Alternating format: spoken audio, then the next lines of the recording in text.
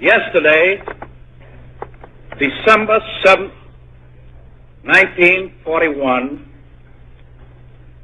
a date which will live in infamy, the United States of America was suddenly and deliberately attacked by naval and air forces of the Empire of Japan.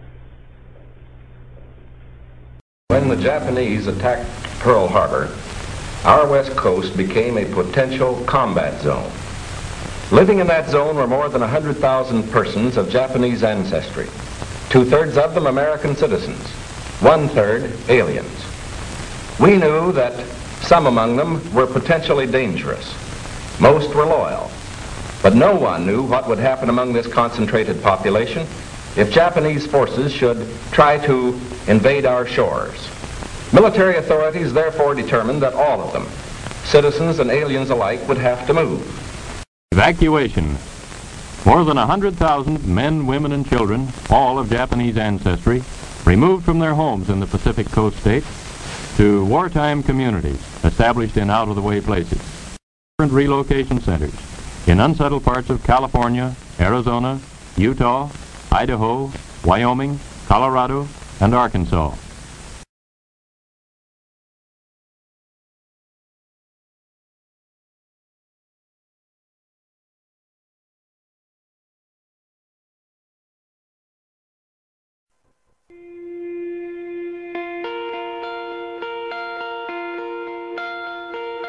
My father came from Japan in 1905. He was 15 when he immigrated from Japan. He worked until he was able to actually build a store. Let me tell you a story in the form of a dream. I don't know why I have to tell it, but I know what it means. Close your eyes, just picture the scene as I paint it for you. It was World War II when this man named Kenji woke up. Ken was not a soldier.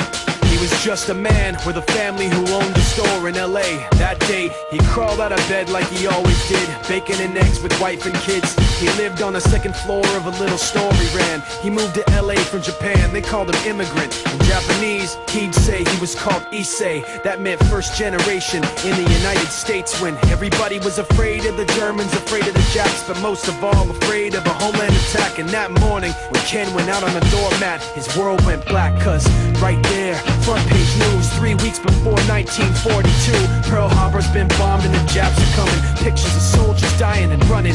Ken knew what it would lead to, just like he guessed. The president said the evil Japanese in our home country would be locked away.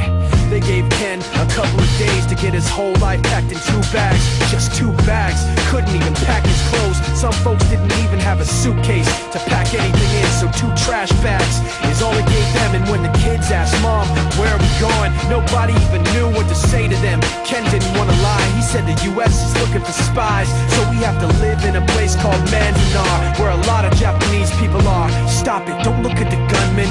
You don't want to get the soldiers wondering if you're gonna run or not, cause if you run then you might get shot. Other than that, try not to think about it. Try not to worry about it being so crowded, cause someday we'll get out. Someday. As soon as war broke out, so the FBI came and they just come to the house and you have to come. All the Japanese have to go. They took Mr. Need and people couldn't understand why they had to take him, because he's just innocent laborer. So now they're in a town with soldiers surrounding them. Every day, every night, look down at them. From watchtowers up on the wall, Ken couldn't really hate them at all. They were just doing the job and he wasn't gonna make any problems. He had a little garden, vegetables and fruits that he gave to the troops in a basket his wife made. But in the back of his mind, he wanted his family's life saved. Prisoners of war in their own damn country, what for? As time passed in the prison town, he wondered if he'd live it down if and when they were free. The only way out was joining the army, and supposedly some men went out for the army, signed on, and ended up flying to Japan with a bomb. That 15-kiloton blast put an end to the war pretty fast. 2 cities were blown to bits.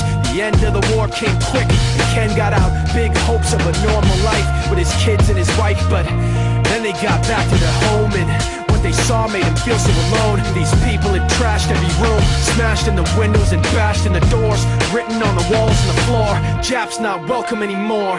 And Kenji dropped both of his bags at his sides and just stood outside. He looked at his wife without words to say. She looked back at him, wiping tears away, and said, someday we'll be okay, someday. Now the names have been changed, but the story's true. My family was locked up back in '42. My family was there where it was dark and damp, and they called it an internment camp.